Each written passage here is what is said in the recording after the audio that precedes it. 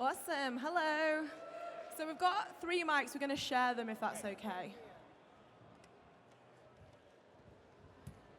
Welcome to the stage. Welcome to Manchester. Thank you. Oh, we've got green lights. This is creepy. Oh, gremlin lights. Hello, hello, hello, everybody. Hi. Hey. Just checking to make sure it works. Awesome. Oh, this is a privilege for me, an absolute privilege. Thank you so much for being here, all 3 of you. Thank you. So, Gremlins is one of the most iconic movies of all time. It was fantastic. I just wanted to ask you a question. When you guys got the script for Gremlins, was it shot originally as all a horror film, or was there going to be any comedy elements? Was there, when you got the script and you read it, and you were like, what were your first thoughts when you got the Gremlins script? Did you read? Is it true? Is it true that the original script was like full-out horror? Well, here's 2 quick things about the original script. By the time I got it, it had been called what I like to call Spielbergized.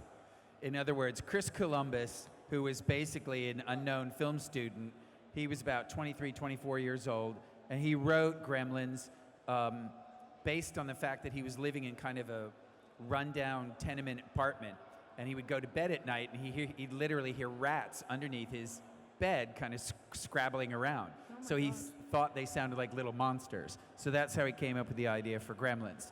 He wrote a straight horror script that was much more brutal, like the scene where mom goes up and discovers the cocoons.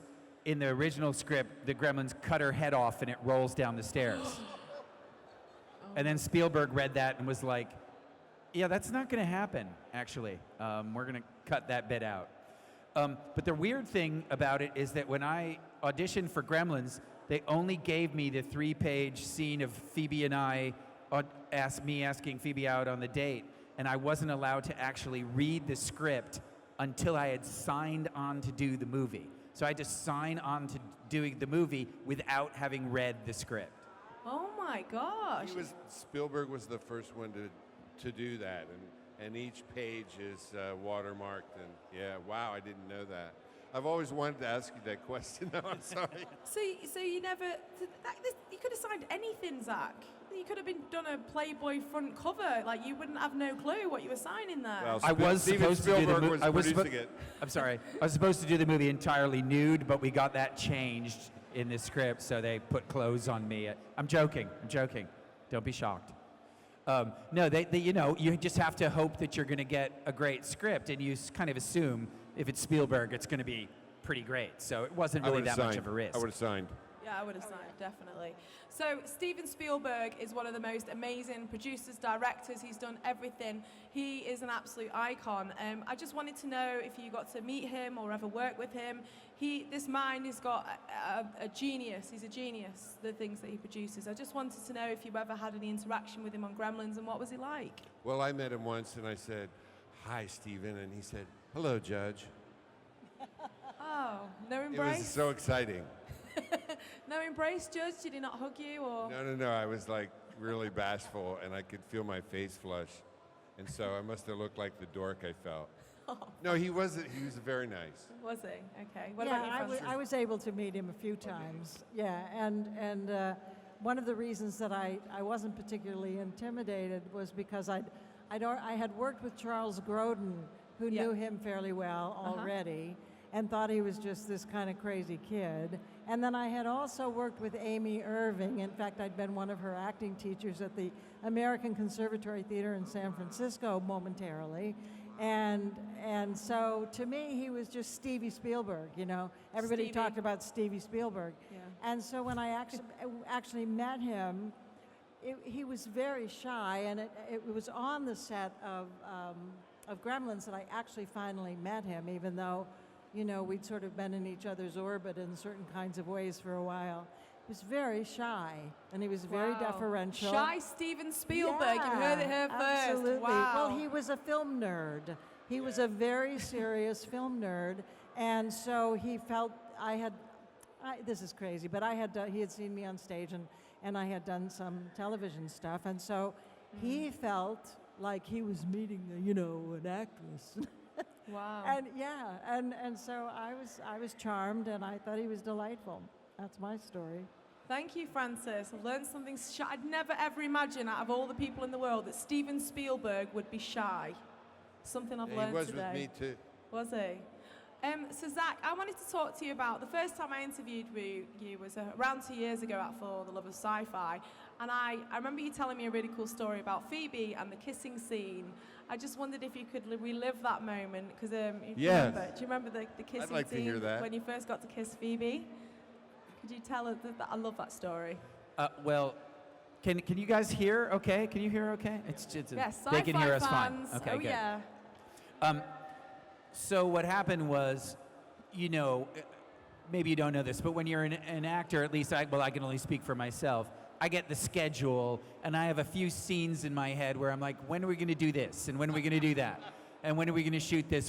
When do I die? When is the scene where I kiss the girl, etc.? And you sort of want to take a look at the schedule. So I had known Phoebe, reasonably well from the audition scene in New York, so she wasn't someone that I didn't know. But I, like most people on the planet, had a pretty sizable crush on her and thought she was pretty amazing.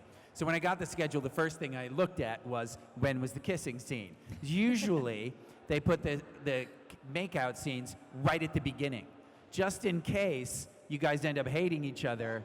No you don't want them to way. be at the end of the movie when you're ready to kill each other, you know what I mean? So what they do is, whether you like each other, you don't like each other, you put them right at the Never knew beginning that. and just get it out of the way. Like when I did this movie, Surviving, with Molly Ringwald, kissing scenes all the first 2 days. Just like, hi, how are you? Make out, make out, make out. How do you do? What's your middle name? So it's kind of like that. With Gremlins, the kissing scene was like week 15 of 17, and I was like, uh-oh. And I just hope that we get along, and I hope everything's great. So everything was great, really great. She and I got along well, but it was very, very platonic and friendly. We were both the same age, but she was 1,000 times more sophisticated than I was. She was 20, her boyfriend was 30, I was 19. I was like, oh, female little rod. She's like, yeah, cute, but no. So anyway, I'm excited. She's probably like, I got to kiss this little boy, and I'm like all excited about, I got to kiss the world's most beautiful woman.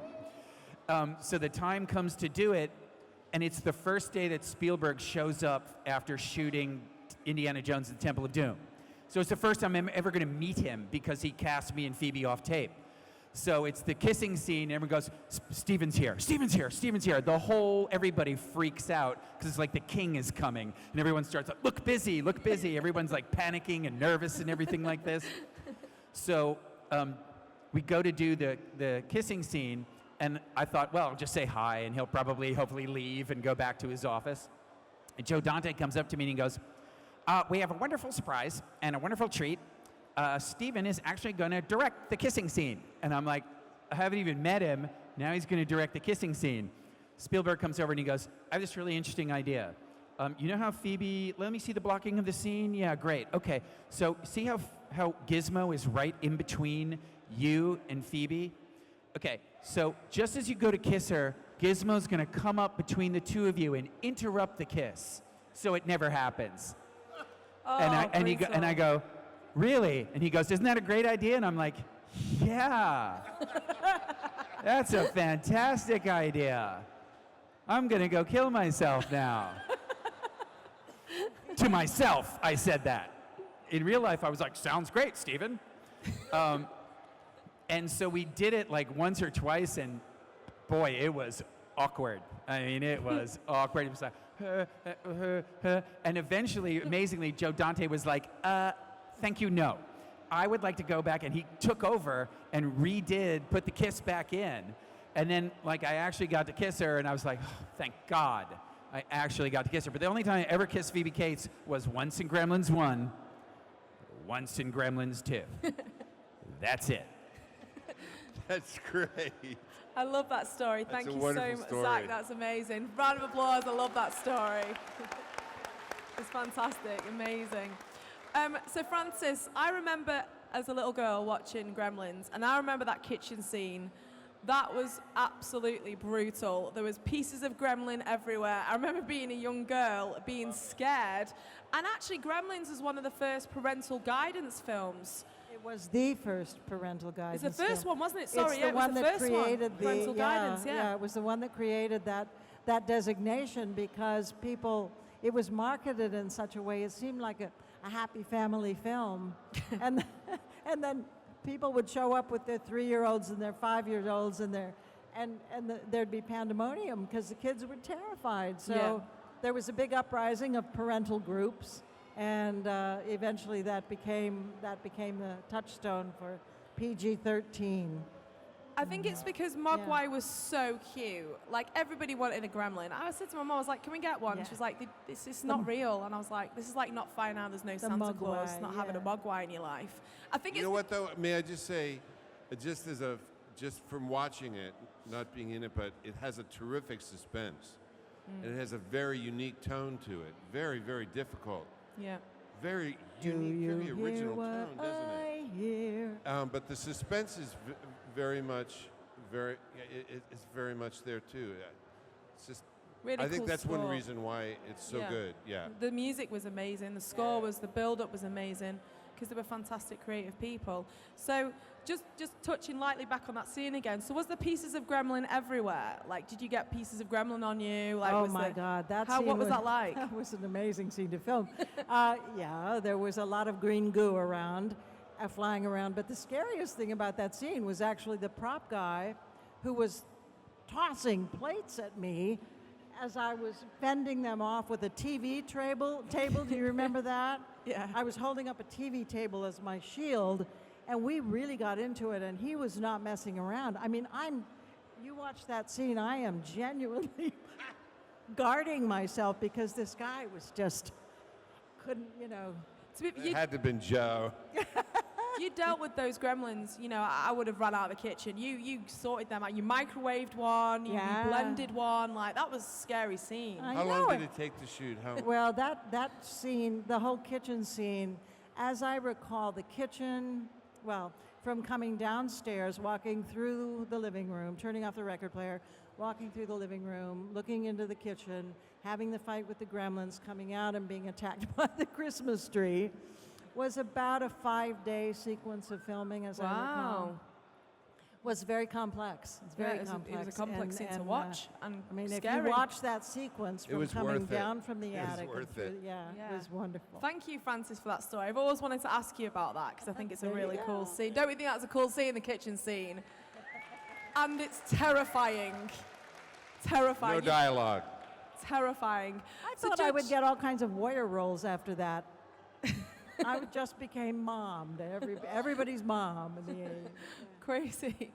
So, Judge, tell us about your time on Gremlins. Tell us your experience. And Well, they'd been shooting for a while, and I do have to say, and I'd say it behind his back, when here we go. when you have a smaller role and you walk in, the actors are either very hospitable and like take you in, Yeah. or you really feel like an outsider. And Zach, I knew Phoebe from Fast Times, but Zach was terrific that way. He was Aw. a terrific host. And that's what you look for in a lead actor, really. He's a because well-brought-up people come and go, boy. Yeah. So that was really easy. I can't say I wasn't really sure. I mean, I hadn't read the script. I hadn't. I just What were yeah, these Spielberg agents was back producing then? it. I liked Joe, and I wasn't. To be honest, I wasn't really sure what I was getting into. And in the morning, I walked in and I saw 100 of these little bastards. No, sorry, excuse me. These things Little laying monsters. and I thought, Little wow, this monsters. is like, what is this? And they were cute too, and I thought, it's just, Yeah. so odd. Yeah. And anyway, my experience was very fun, and Zach made it fun, Aw, really, That's nice. This yeah. is like, honestly, it's so emotional today. I'm going to cry. Everyone's being so nice to each other. I was wondering that could have gone either He's way. such a jerk. So, Judge, if you'd have got the script, and obviously, what part would you have played if you'd have got the script for Gremlins instead of Zach? Like, who would you have played? Would it have been Zach's part? What would you have If I liked? wanted a part? Yeah, if you- Oh, if you- heck yeah, are you Yeah, kidding? it would have been Zach's part. yeah. Absolutely. It's Are a you great kidding? part. I love that scene. My favorite scene in 'Cause Gremlins. I just wanted to kiss Phoebe, finally. Oh, I love that story. No, can I tell you something real quick? I'm sorry. Yeah, go ahead, yeah. Okay, I run into Phoebe and Kevin Kline, her husband, on the streets of New York, on the west side, and he says, "Oh, look, darling, there's that guy that chases you through all those movies." So wait, so I have kind of an amazing piece of Gremlins trivia that I'm not even sure has ever really been exposed, but it has to do with Judge's role. Judge may not even know this, but it's kind of cool. So when they were seeing a bunch of people to read the role of Gerald, they really liked Tom Hanks.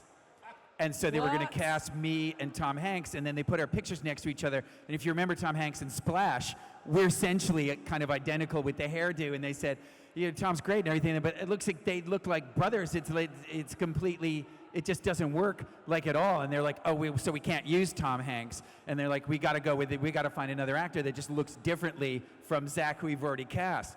So they looked at a bunch of people, and Judge was great, and he'd also worked with Phoebe on Fast Times, so that was that's always a plus when you know people have good chemistry together. And so Judge got the role of Gerald, and Joe Dante felt bad about that, and Tom Hanks felt bad about it, and that's why they did the Burbs together. They did the Burbs together as a makeup for him not getting Gerald. Oh, no way. What a great story. I've never heard that before. Oh no, it goes on. The story goes on. Does I it? cannot tell you how delighted I am to hear this story. He doesn't know because I lost so many roles to Tom Hanks. I can honestly This one's say for to you, him now, baby. Oh, sorry about Gremlins, Tom. You know, I lost Splash to him. Oh my God. Yeah, now you're like this. Hey, Tom, splash this. I love that story. You also had some very cool roles. You know, had like Beverly Hills Cop, you were in the Santa Claus movies, and Beverly Hills Cop was one of my favorite films anyway. So he could have lost them to you, couldn't he? No, Marty Marty Brest cast me as Billy just right from Fast Time, so they didn't read anybody else, yeah. Awesome. I just wanted to clear up one thing. So I always thought as a little girl that Gizmo was one cute little furry mogwai, but apparently I heard from a person that he was split up into little pieces and there was bits of him all over the set. Is this true, Francis? Thank you for ruining my dreams there. Yes, indeed it is. I'm sorry to destroy the illusion, but the nature of an thank you, animatronic poet is that there are great number of cables, hand manipulated cables that reach into the innards of a puppet so that the puppeteers who are outside, and in fact when you're shooting, are sitting all around you on the floor within your eye line, manipulating the facial features, the arm movements, and to do an entire puppet that way would be basically impossible. So for different shots, and Zach can tell you more about this, but for different shots at different times, there'd be an arm or there'd be a torso with just what looked like guts hanging out of it, which were really the animatronic cables. And people who became very good friends of ours, all the puppeteers, because we all worked so hard together every day. So we were on very close first name bases and so forth. But Zach can tell you more about that. Well, one of the funniest things that happened was, I didn't really know how the animatronics worked. And so just to save time, so Gizmo would have facial expressions, right? I mean, especially when you have a small Gizmo, his face is probably only about this big, you know?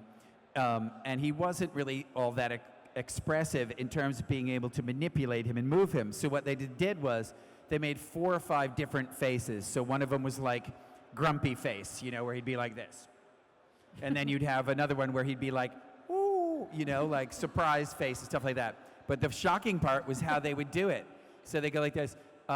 They'd switch to some other scene, and Chris Wallace would go, hey, Jonas, or whoever was, Jonas, can you go and get surprise face? And they go, okay. So they get surprise face. They walk up to Gizmo, and they rip his face off. Oh They just my go, rip God. his face off, and there's all this mechanical stuff underneath it, and then they paste the new face on with glue and stuff like that. But the first time they grabbed Gizmo's face and just ripped it off, you're like, you just took his face off. And it was just amazing. But they had to do it to save time, because if you think about it, all you do is you just peel the face off, put the new one on, you glue it on, 10 minutes later you're shooting another scene. And for the time constraints and stuff like that, it just made the scenes go like this, because otherwise it would have taken another month to shoot the whole thing. But it was kind of shocking the first time it happened. We got to get Horny Face. Can you bring in Horny Face, please? Sorry. That's absolutely ruined my dreams. Like, thank you so Fantastic story. It's ruined it for me. I thought there was just one little gizmo. He did loads of different faces. He might even be an original, you know, but thank you for sharing that story. And obviously, that's all the work that goes into working in a film. Well, hang on, let me just add one very quick thing, because people don't believe it when I tell you. So, his face, when his head, which is the sort of the normal small size head about this, they tried to do close-ups of his expressiveness, but it wasn't expressive enough. So afterwards, after they got rid of all of us, the actors, and because they did 17 weeks of shooting, 18 weeks of shooting with humans in Gremlins, and then they kicked us all sent us home, and did another 18 weeks just with Gremlins, like just with Wow, mechanical didn't know that either. stuff, so an additional 4.5 months. So they could not get the expressions that they wanted, and what they decided to do was build a scale gizmo head that was much, much larger.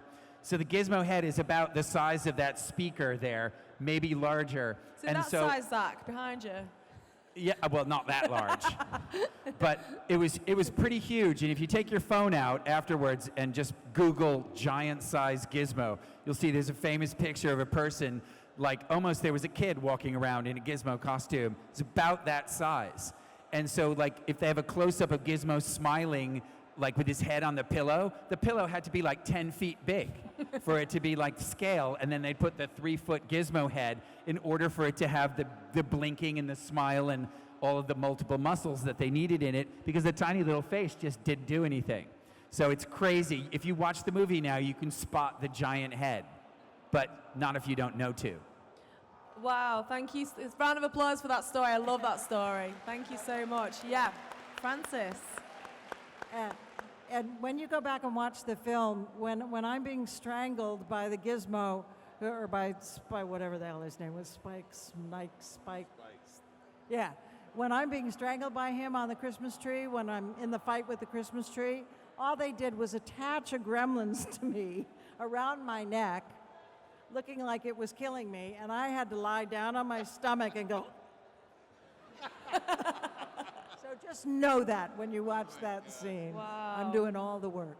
Thank you, Francis. Another great story. So what we're going to do, we're going to give you the chance to ask the Gremlins cast a question. So if you've got a burning Gremlins question, put your hand up for me. Yeah. Oh, we have a gizmo at the back there. Who's this little gizmo? Hello. She's just coming over to you now. She's There he is. coming over to you. It's Nathan. Hi, Nathan. Oh, hi, Nathan. Hi, Nathan. Zach, did you mean me walking around as a little gizmo? I did meet you walking around as Gizmo. It was very exciting. Do you remember what I said to you when I met you the first time today? You walked up to me in the Gizmo costume. Do you remember what I said to you? No, I can't remember that. I said, long time no see. Aw, that's cute. Any more questions? This lady at the front here, this in a white top. Thank you, Crystal, just there for me. Thank you. Oh, look. Do you want to come on stage? Bring him on if you want. Bring him on, yeah? Bring him on, yeah. He wants to strangle Francis.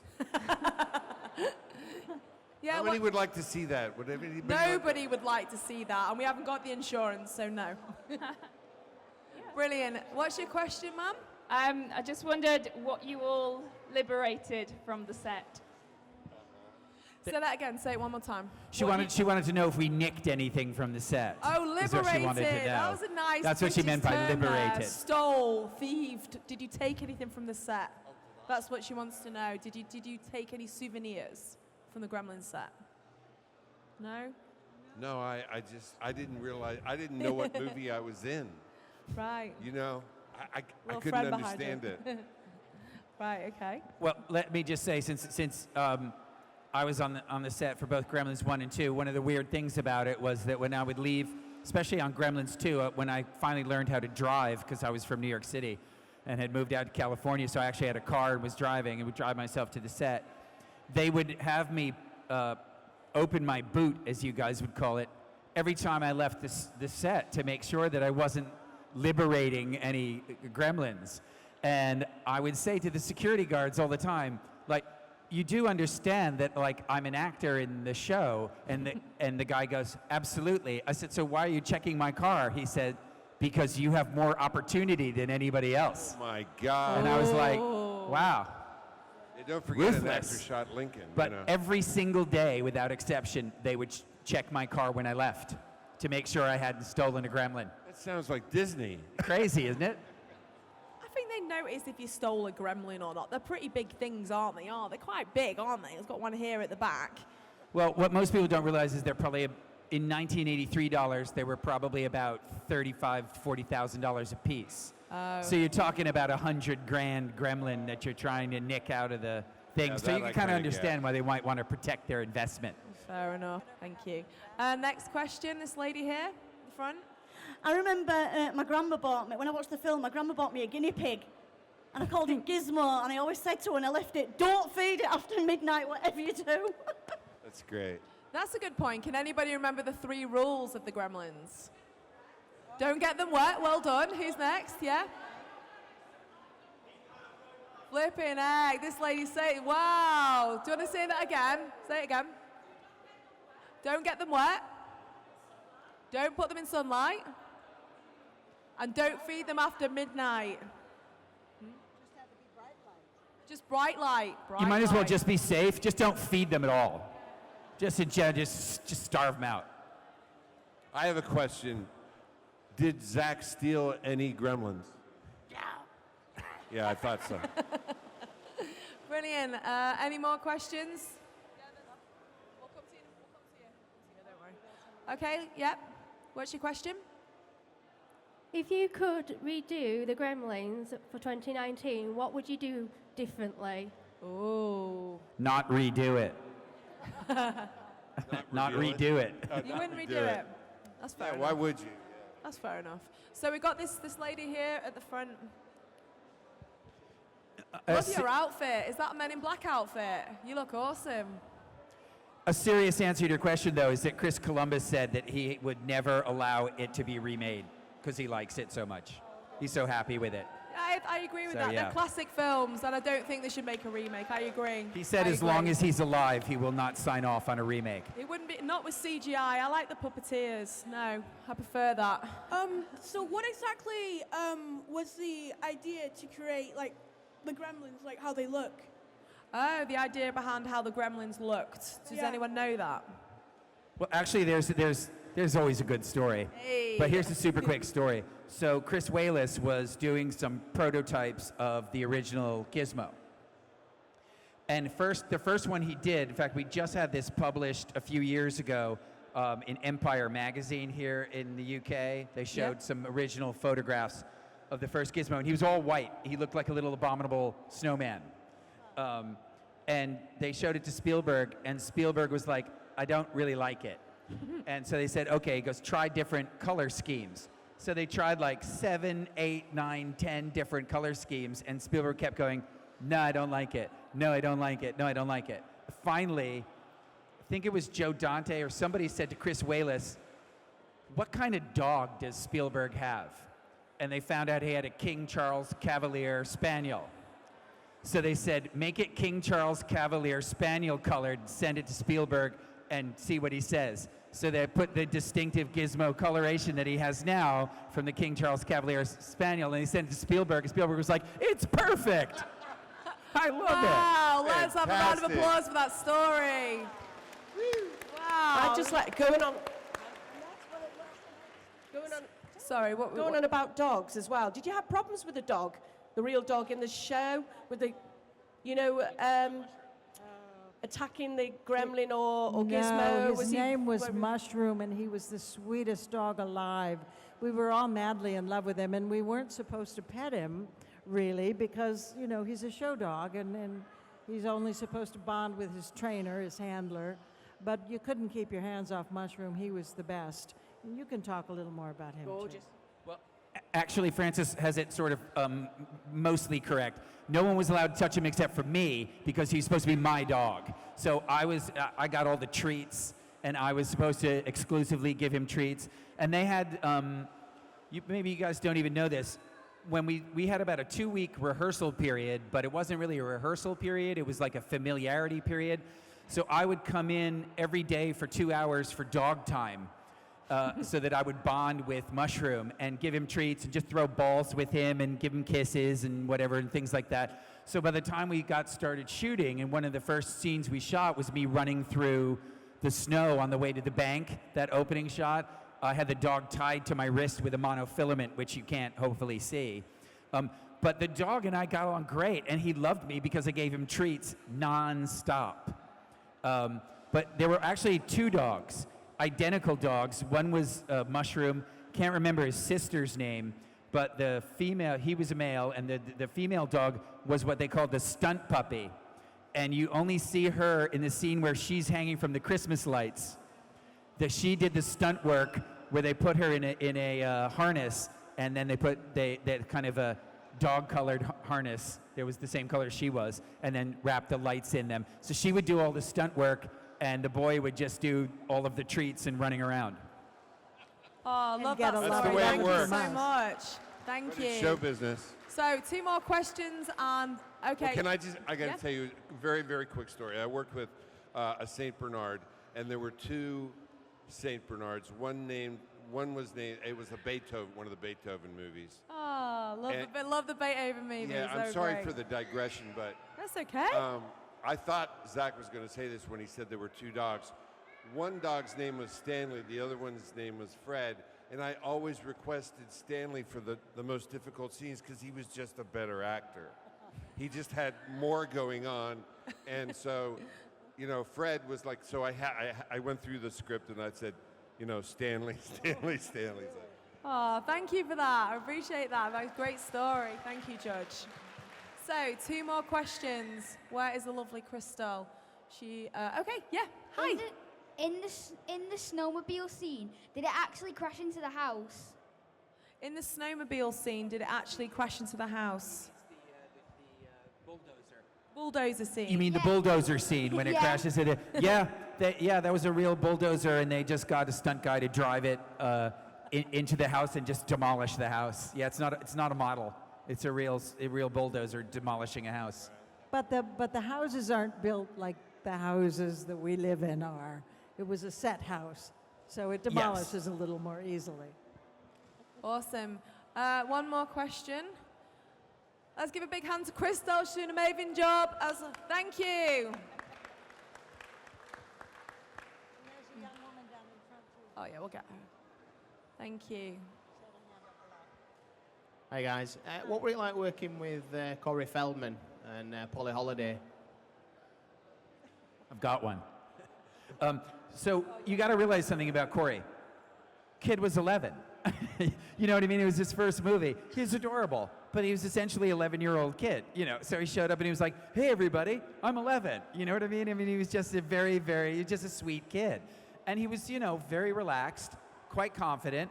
I think his performance is really quite good in the movie. He's just a very, very solid actor as a child. One thing I just wanted to go back to the dog thing. I agree with Judge, which is Mushroom on camera was a fantastic actor.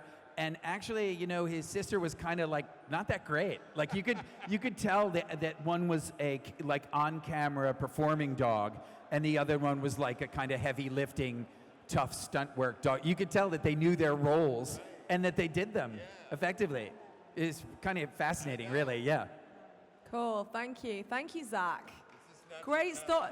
I love these stories. It's like I'm backstage at Gremlins. It's fantastic. Okay, one more question. Yeah, this lady in the middle. Thank you, Crystal. I love the lady sat next to you, by the way. You look amazing. What's your name? Huh? Elise. Doesn't she look amazing? She looks amazing. We've all had a chance to say She's hello brought to Gizmo Elise. as well. Do you want to hold him up? Ah. Yes, what's your question? Zach, your dad in the film had gadgets. Which was your favourite gadgets? of his. Which was your favourite one? Like the bathroom buddy, smokeless ashtray. I think the one that I like the most gets sort of the least play in it. It's just in the background. It's the fly swatter one, where it's like attached to an electric drill, and he picks it up, and it has like 5 different fly swatters that goes around. It's during the scene where you're trying to negotiate the coffee machine in the coffee machine. That's your favorite. The coffee machine doesn't work, but he's got this one thing in the back. You have to watch the movie again. It's got like 5 fly swatters with the electric drill, and spins all 5 around to swat all the flies. When I saw them, and it worked, and when I saw them demonstrate it, I thought that is brilliant. Oh, awesome. I want to raise the roof to the Gremlins reunion. Yay. Zach, Francis, Judge, thank you so much. And Ian for bringing the Gremlin on. Raise the roof, wasn't that amazing? Thank you. Love it. Thank you, guys. Come see us. Thank you, Crystal.